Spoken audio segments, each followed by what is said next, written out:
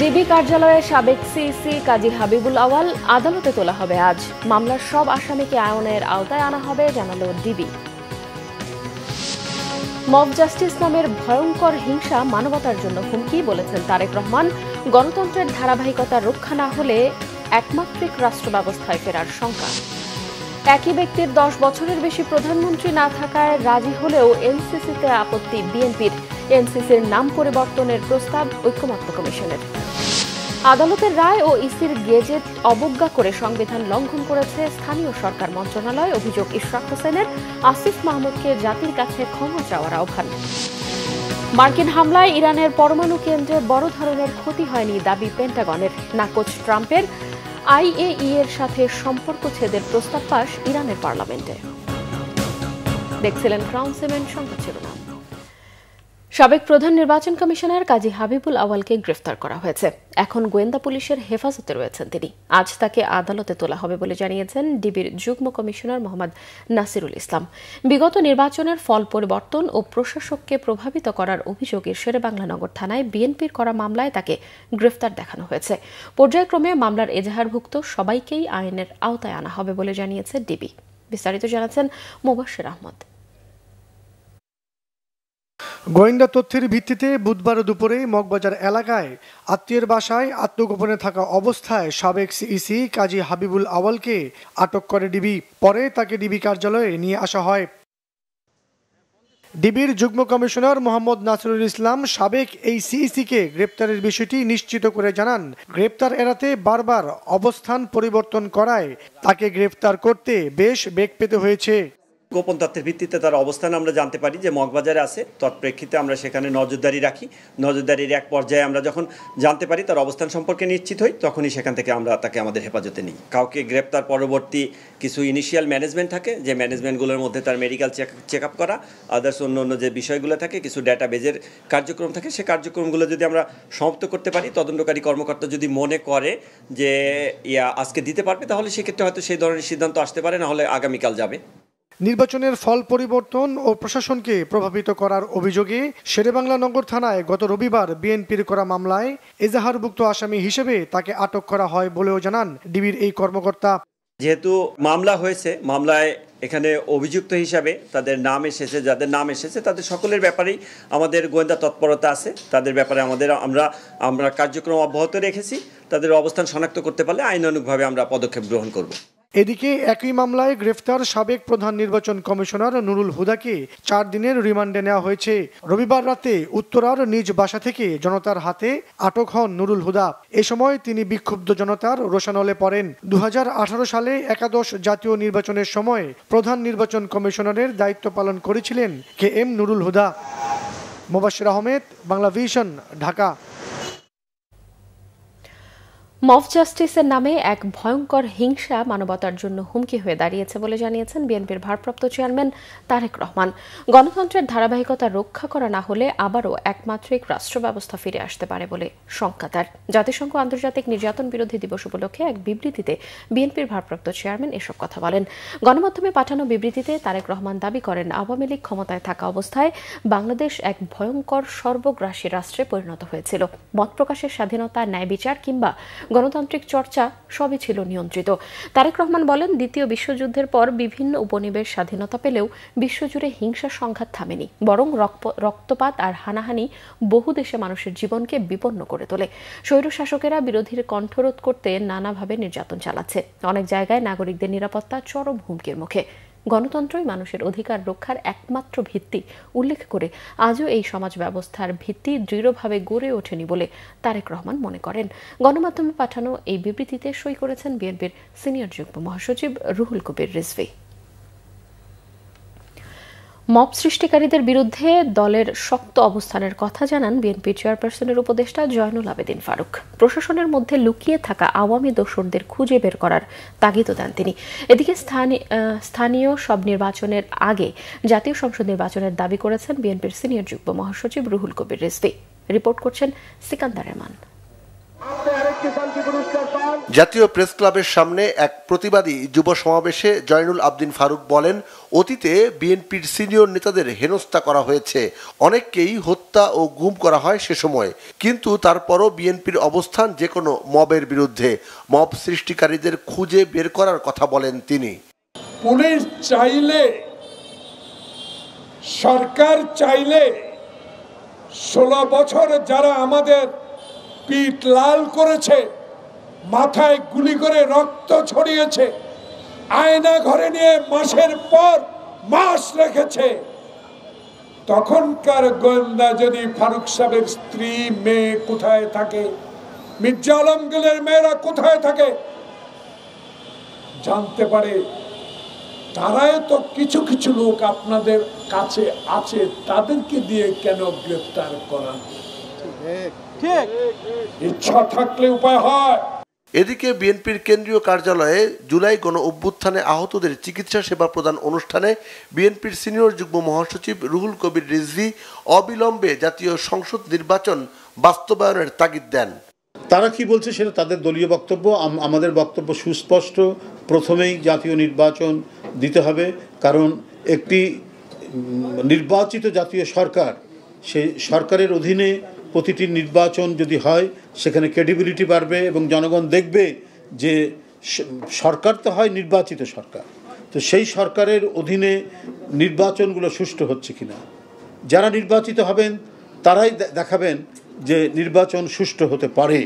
BNP নেতারা বলেন, police প্রশাসন চাইলে যে কোনো অপরাধীকে আইনের আওতায় আনতে পারে। গত 16 বছর যারা নির্যাতন চালিয়েছে তাদের বিচার দাবি করেন তারা। সিকান্দার রেমান, বাংলাভিশন, ঢাকা। প্রধানমন্ত্রীর মেয়াদ 10 বছরের বেশি নয়। জাতীয় ঐকমত্য কমিশনের এমন প্রস্তাবে রাজি বিএনপি, কিন্তু জাতীয় সাংবিধানিক কাউন্সিল এনসিসির বিপক্ষে দলটি। তবে আজ এনসিসির নাম পরিবর্তন করে 7 সদস্যের সাংবিধানিক ও সংবিধিবদ্ধ প্রতিষ্ঠানগুলোর নিয়োগ কমিটি করার প্রস্তাব দেয় জাতীয় ঐকমত্য কমিশন। এই কমিটির বিষয়ে বিএনপির অবস্থানের বিরোধিতা করেছে জামাত, এনসিপি সহ অন্যান্য রাজনৈতিক দল। এছাড়াও সংবিধান ও রাষ্ট্রের মূলনীতি নিয়ে বুধবার বৈঠকে মতবিরোধ হয় দলগুলোর মধ্যে। নাবিল জাহাঙ্গীরের রিপোর্টে বিস্তারিত। 2 দিন বিরতির পর বুধবার সকাল 11টায় রাজধানীর ফরেন সার্ভিস একাডেমিতে শুরু হয় 30টি রাজনৈতিক দলের সাথে জাতীয় ঐকমত্য কমিশনের দ্বিতীয় দফার 6ষ্ঠ দিনের বৈঠক। জাতীয় সাংবিধানিক কাউন্সিলের নাম নিয়ে বিতর্ক থাকায় এদিন তা পরিবর্তন করে 7 সদস্যের সাংবিধানিক ও সংবিধিবদ্ধ প্রতিষ্ঠানগুলোর নিয়োগ কমিটি করার প্রস্তাব দেয় কমিশন। অবশ্যই সাংবিধানিক পদগুলোতে নিয়োগের এমন একটা কর্তৃপক্ষ তৈরি করা দরকার, এমন একটা কমিটি তৈরি করা দরকার যেখানে সরকারি দল, বিরোধী দল এবং বিচার বিভাগ এর প্রতিনিধিত্ব থাকবে। প্রধানমন্ত্রীকে প্রায় রাশিয়ার জারের মতন ক্ষমতা তাকে দেওয়া হয়েছিল, তাহলে এই ব্যবস্থার একটা গুণগত পরিবর্তন দরকার। এ বিষয়ে অধিকাংশ রাজনৈতিক দল একমত হয়, তবে বিএনপি জানায় এ ধরনের কমিটি নির্বাহী বিভাগের ক্ষমতাকে সংকুচিত করবে। 10 বছরের বেশি কোনো ব্যক্তি প্রধানমন্ত্রী থাকতে পারবেন না, এই বিষয়ে আমরা একমত। তবে এই জাতীয় সংস্থাগুলো, এনসিসি বা সাংবিধানিক নিয়োগ কমিটি, এই জাতীয় সংস্থাগুলো যদি দিয়ে নির্বাহী বিভাগের সমস্ত কর্মকাণ্ডকে সমস্ত জায়গায় ইন্টারফেয়ার করার যেখানে সম্ভাবনা থাকে সবটা গ্রহণ করতে পারবো না, তখন আমাদের 31 দফা মাফিক আমাদেরকে যেতে হবে। যে বাংলাদেশে যে কারণে একটা অভ্যুত্থান সংগঠিত হলো, সে অভ্যুত্থানের মধ্য দিয়ে আমরা নতুন কাঠামোর মধ্য দিয়ে, নতুন একটা গণতান্ত্রিক পদ্ধতির মধ্য দিয়ে রাষ্ট্রকে পরিচালনা করব। কয়েকটি দল এই মনস্তত্ত্বের সঙ্গে, জনগণের চাওয়ার সঙ্গে তাদের কোনো একাত্মতা নেই, বরং পুরনো যে ধারণাগুলো আছে সেই ধারণাগুলোর সঙ্গে তারা নিজেদেরকে আষ্টে পৃষ্ঠে জড়িয়ে রেখেছেন। এদিনের মূল বিতর্ক ছিল রাষ্ট্রীয় ও সাংবিধানিক মূলনীতি নিয়ে। কমিউনিস্ট পার্টি এবং কয়েকটি বাম দল ছাড়া আর সকলেই ঐকমত্য পোষণ করেছে। ৫ম সংশোধনী যেটি আছে আমরা বলেছি সেটা থাকবে, ৫ম সংশোধনী যেটা আওয়ামী লীগ করে সেটা বাতিল হয়ে যাবে, এবং তার সাথে নতুন যে কয়েকটি শব্দ এটা সংযোজিত হবে। যদি সংবিধানের মূলনীতিতে কারোর মনে হয় নাগরিক অধিকার, ধর্মীয় অধিকার খর্ব হচ্ছে, তাহলে নাগরিক অধিকারের জন্য ধর্মীয় স্বাধীনতার কথাও যুক্ত করা যায়, কোনো আপত্তি নেই, কিন্তু ওই 4 মূলনীতির সাথে যুক্ত করতে হবে। 3 দিন বিরতি দিয়ে পরবর্তী বৈঠক হবে রবিবার। এর মধ্যে দলগুলো নিজেদের ফোরামে আলোচনার সুযোগ পাবে। সবগুলো দল ঐকমত্যে পৌঁছাতে পারেনি। নাবিল জাহাঙ্গীর, বাংলা ভিশন, ঢাকা। প্লাস্টিকের ব্যবহার পরিবেশ ধ্বংসের পাশাপাশি জীববৈচিত্র্যকে হুমকির মুখে ফেলেছে, এমন মন্তব্য করে প্রধান উপদেষ্টা ডক্টর মোহাম্মদ ইউনূস বলেছেন, এটা শুধু উদ্বেগজনক নয়, ভয়ঙ্কর। ওয়ান টাইম প্লাস্টিক পণ্য বর্জন করতে দেশবাসীর প্রতি আহ্বান জানান প্রধান উপদেষ্টা। রাজধানীর চীন মৈত্রী সম্মেলন কেন্দ্রে পরিবেশ দিবসের অনুষ্ঠানে তিনি বলেন, নদী, বন জঙ্গল ও জীববৈচিত্র্য ধ্বংস করে নেয়া উন্নয়নের ধারণা সম্পূর্ণ পাল্টে দিতে হবে। ওয়ান টাইম প্লাস্টিক পণ্য বর্জন করতে দেশবাসীর প্রতি আহ্বানও জানান প্রধান উপদেষ্টা। পরিবেশ রক্ষার ক্ষেত্রে ভূমিকা রাখায় এবার 31টি প্রতিষ্ঠান ও ব্যক্তিকে জাতীয় পুরস্কার দেওয়া হয়। প্রধান উপদেষ্টা মনে করেন, প্লাস্টিক দূষণ কমাতে হলে এর ব্যবহার কমানোর পাশাপাশি উৎপাদন বন্ধের প্রয়োজন। জানান, সরকার কয়েকটি গুরুত্বপূর্ণ নদী দখল দূষণমুক্ত করার পদক্ষেপ নিয়েছে। তিনি আশা করেন, নতুন প্রজন্ম ঢাকা শহরকে দূষণমুক্ত এবং পূর্বাচলকে বন হিসেবে দেখতে পাবে। তিনি জানান, জীববৈচিত্র্য রক্ষায় তরুণ প্রজন্মই সবচাইতে শক্তিশালী ও সৃজনশীল। অর্থনৈতিক লাভের জন্য পরিবেশের ক্ষতি করা থেকে বিরত থাকারও আহ্বান জানান প্রধান উপদেষ্টা। প্লাস্টিক দূষণ কমিয়ে আনার অন্যতম উপায় হলো যতটা সম্ভব এটা বর্জন করা। বর্জনটা তো হলো লাগবে জন্ম লাভ করার পরে। আমার তো ধারণা তো গোড়াতে যেতে হবে, তার উৎপাদনই বন্ধ করা। বর্জন তো একজন উৎপাদন করে ফেলেছে, তারপর বলছে সেটা বর্জন করো, এই দুজনে লেগে গেল। গোড়াতে যদি আমরা উৎপাদনটাই বন্ধ করতে পারি, তাহলে আর বর্জনের প্রশ্ন আমাদের আর থাকে না, আমাদের এই সমস্যার মধ্যে আমরা পড়ি না। আমি দেশের সকল নাগরিকের প্রতি ওয়ান টাইম প্লাস্টিক পণ্য ব্যবহার বন্ধ করে দেওয়ার জন্য আবেদন করছি। নির্বাচন কমিশন জামায়াতে ইসলামের নিবন্ধন ফিরিয়ে দেওয়ার মাধ্যমে আগামী দিনে নির্বাচন করতে আর কোনো বাধা থাকলো না বলে জানিয়েছেন দলটির সহকারী সেক্রেটারি জেনারেল হামিদুর রহমান আজাদ। বুধবার প্রধান নির্বাচন কমিশনের সাথে বৈঠক শেষে তিনি নির্বাচনের লেভেল প্লেইং ফিল্ড নিশ্চিত করতে নির্বাচন কমিশনকে ভূমিকা রাখতে হবে আর সংসদে আনুপাতিক হারে প্রতিনিধিত্বের কথাও জানান তারা। অন্তর্বর্তীকালীন সরকারের অধীনে স্থানীয় নির্বাচন চায় জানিয়ে জামায়াতে ইসলামী জানায়, নির্বাচিত সরকারের অধীনে স্থানীয় নির্বাচন হলে জনমতের প্রতিফলন হয় না, ভোট নিরপেক্ষ হয় না। জাতীয় নির্বাচনের আগে স্থানীয় সরকার নির্বাচনেরও দাবি জানায় দলটি। সিইসির সাথে সকাল 11টায় নির্বাচন কমিশন ভবনে বৈঠকে জামাতের সহকারী সেক্রেটারি জেনারেল হামিদুর রহমান আজাদের নেতৃত্বে 3 সদস্যের প্রতিনিধি দল অংশ নেন। আদালত অবমাননার মামলায় শেখ হাসিনার পক্ষে রাষ্ট্রের নিয়োগ দেয়া আইনজীবী আমিনুল গনি টিটুকে নিয়ে বিতর্ক তৈরি হওয়ায় তার নিয়োগ বাতিল করেছে আন্তর্জাতিক অপরাধ ট্রাইব্যুনাল। শেখ হাসিনার ফাঁসি চেয়ে তার আগের এক পোস্ট উল্লেখ করে সামাজিক যোগাযোগ মাধ্যমে নানা সমালোচনার পর ট্রাইব্যুনাল এই সিদ্ধান্ত নেয়। মামলার নতুন স্টেট ডিফেন্স হিসেবে আমির হোসেনকে নিয়োগ দিয়েছে ট্রাইব্যুনাল। গেলমান শফির রিপোর্ট। গত 5 আগস্ট শেখ হাসিনার বিচার চেয়ে সামাজিক যোগাযোগ মাধ্যমে স্ট্যাটাস দিয়েছিলেন আইনজীবী আমিনুল গনি টিটু। তাকেই আবার হাসিনার পক্ষে আইনজীবী নিয়োগ দেওয়ায় সমালোচনার ঝড় উঠে সামাজিক যোগাযোগ মাধ্যমে। বুধবার শেখ হাসিনার বিরুদ্ধে আদালত অবমাননার মামলায় ট্রাইব্যুনালে শুনানি করতে আসেন আমিনুল গনি টিটু। নৈতিকতার প্রশ্ন উঠায় আমিনুল গনি টিটুকে শুনানিতে অংশ নেওয়া থেকে বিরত রাখে ট্রাইব্যুনাল। এ প্রসঙ্গে আইনজীবী টিটু জানান, এই পরিস্থিতির জন্য তিনি বিব্রত। স্টেট ডিফেন্স নিয়োগ দেন কোর্ট এবং কোর্টের কাছে যেহেতু এই ইনফরমেশনগুলো এসছে যে আমি যিনি এই মামলার যিনি অ্যাকিউজড তার বিরুদ্ধে আমার পোস্ট ছিল, তো আমারও আজকে কোর্টের সঙ্গে কথা বলে, কারণ কোর্টও আমার সঙ্গে খুব খোলামেলাই কথা বলেছেন, যে তাতে করে আমার মনে হয়েছে যে আমার এখান থেকে প্রত্যাহার করা উচিত এবং সেই কারণে আমি প্রত্যাহার করেছি। আমি একজন আইনজীবী হিসাবে আমার 36 বছরের ক্যারিয়ার কোনো স্পট নেই। আজকের এই পুরো ঘটনার ভেতর দিয়ে আমি খুব বেশি মানে আমাকে বলতেই পারি যে আমি একটু এম্বারাসিং একটা সিচুয়েশনের ভিতরে পড়ছি। এ বিষয়ে প্রসিকিউটর গাজী MH তামিম জানান, আদালত অবমাননার মামলায় শেখ হাসিনার পক্ষে লড়তে আমির হোসেনকে নতুন করে নিয়োগ দিয়েছে ট্রাইব্যুনাল।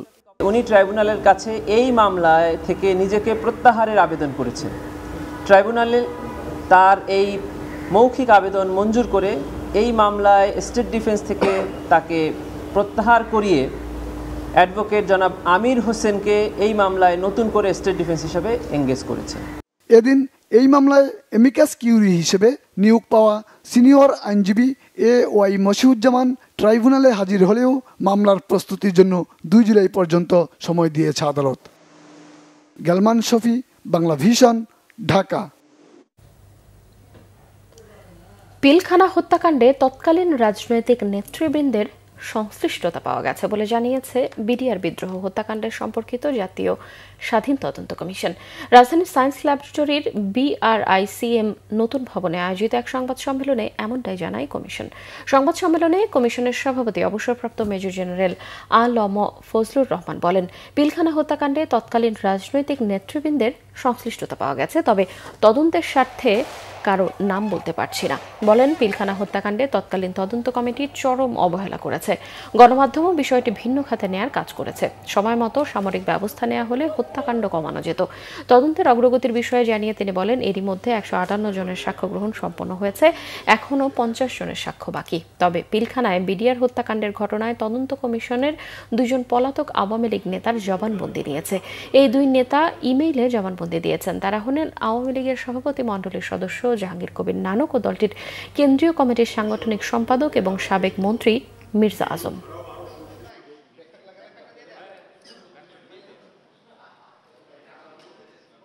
পিলখানায় সংঘটিত এই হত্যাকাণ্ডটি একটি দীর্ঘমেয়াদী ষড়যন্ত্রের ফল হিসেবে কমিশনের কাছে প্রতীয়মান হয়েছে।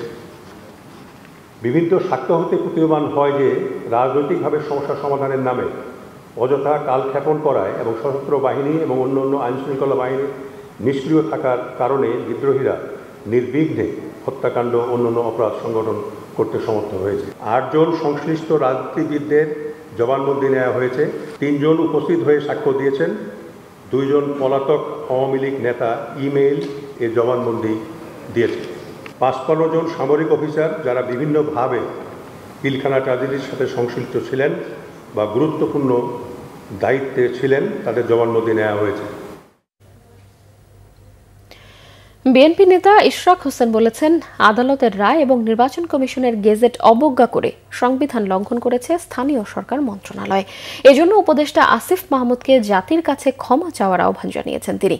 স্থানীয় সরকার উপদেষ্টাকে সতর্ক করে দিয়ে ইশরাক হোসেন বলেন, আন্দোলনে অংশ নেওয়া কর্মকর্তা কর্মচারীদের সঙ্গে প্রতিহিংসামূলক কোনো ব্যবস্থা নেওয়া হলে আরও কঠোর আন্দোলন করা হবে, যা নগর ভবনের গণ্ডি পেরিয়ে রাজপথে ছড়িয়ে যাবে বলেও হুঁশিয়ারি দেন তিনি। মুহিবুল্লাহ মুহিবের রিপোর্ট।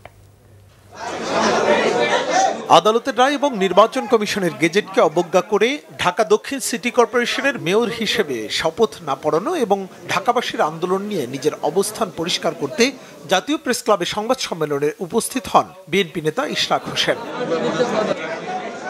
এ সময় তিনি বলেন, সিটি কর্পোরেশন এবং ঢাকায় নতুন প্রতিষ্ঠিত একটি রাজনৈতিক দলের প্রভাব এবং আধিপত্য বিস্তারের জন্যই তাকে মেয়র হিসেবে শপথের আয়োজন করেনি স্থানীয় সরকার মন্ত্রণালয়। এই আন্দোলন মেয়র হবার জন্য নয়, বরং আইনের শাসন প্রতিষ্ঠার লড়াইয়ের অংশ হিসেবেই এটি করা হয়েছে বলেও জানান ইশরাক হোসেন।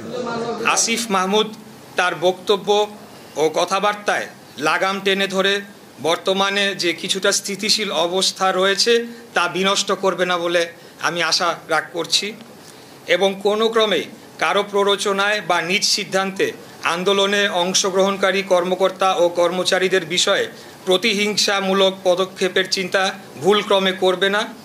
এটি একটা সতর্কবাণী হিসাবে আমি দিচ্ছি। এর কোনো ব্যত্যয় হলে ঢাকা নগরবাসী মেনে নেবে না এবং পুনরায় আন্দোলন শুরু হলে তার নগর ভবনের গণ্ডি পেরিয়ে রাজপথে গড়াবে, সেটি করা উচিত হবে। বিভিন্ন সময়ে উপদেষ্টা আসিফ মাহমুদের দেয়া বিভ্রান্তিমূলক বক্তব্যের জন্য প্রকাশ্যে ক্ষমা চাওয়ার আহ্বান জানান তিনি। একটি বেসরকারি চ্যানেলে সাক্ষাৎকার দিয়ে স্থানীয় সরকার উপদেষ্টা আসিফ মাহমুদ অত্যন্ত আপত্তিকর কিছু কথা বলেছেন। আসিফ বলেছে, বিএনপির এক নেতার ইন্ধনে ইশরাকের আন্দোলন হয়েছে। এই বক্তব্যের মধ্য দিয়ে হাজার হাজার ঢাকার ভোটারদের চরম অপমান করা হয়েছে। ঝড় বৃষ্টি তীব্র রোদ উপেক্ষা করে দিনের পর দিন শারীরিক ও মানসিক পরিশ্রম করে আন্দোলন করা ঢাকার এই জনগোষ্ঠীকে এই একটি বাক্য উচ্চারণের মধ্য দিয়ে নাগরিক থেকে পশুর মর্যাদায় নিয়ে যাওয়া হয়েছে। এটার জন্য তাকে অবশ্যই নাগরিকদের কাছে ক্ষমা চাইতে হবে। আসিফ আরেকটা কথা বলেছে, ইশরাককে মিসগাইড করা হয়েছে। এই বক্তব্যের মধ্য দিয়ে তিনি ঔদ্ধত্যপূর্ণ আচরণ করেছেন। তিনি অন্যদের চেয়ে নিজেকে শ্রেষ্ঠ এবং আমাকে ব্যক্তিগতভাবে চরমভাবে হেয় করেছেন। গত ২৭ মার্চ ইশরাক হোসেনকে মেয়র ঘোষণা করে নির্বাচনী ট্রাইব্যুনাল। পরে ২৭ এপ্রিল এ সংক্রান্ত গেজেট প্রকাশ করে নির্বাচন কমিশন। এরপর গেজেট স্থগিত চেয়ে রিট করলে সেই রিট খারিজ করে দেয় আদালত।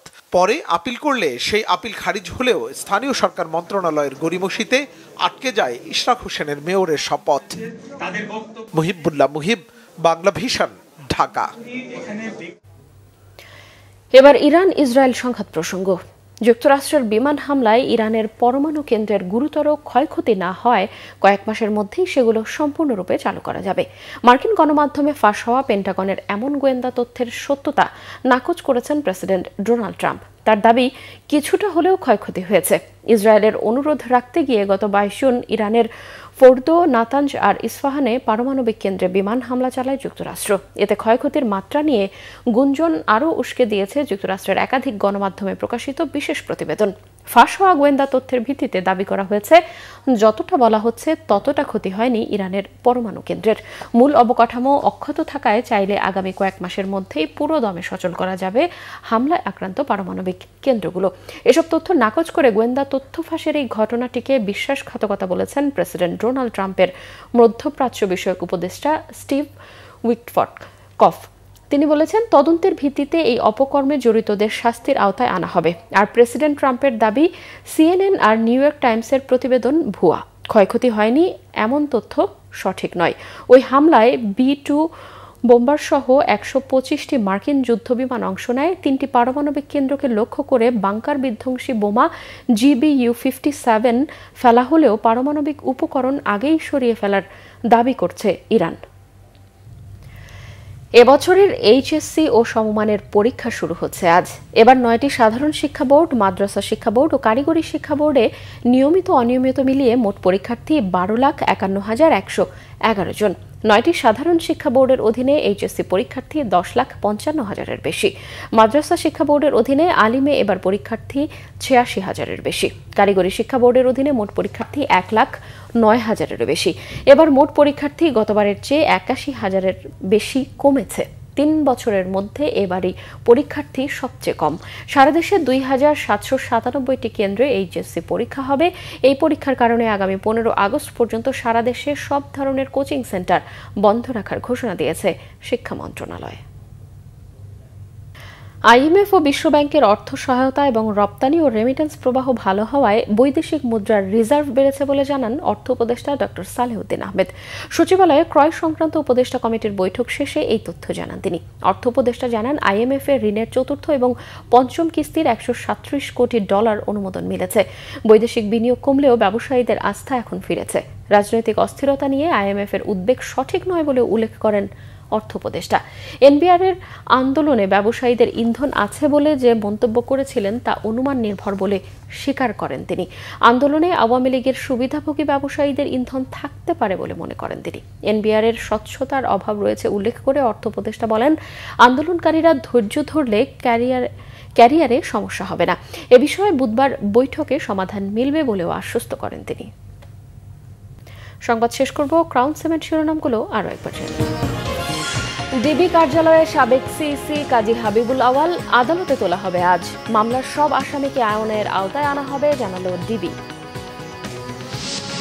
মব জাস্টিস নামের ভয়ঙ্কর হিংসা মানবতার জন্য হুমকি বলেছেন তারেক রহমান।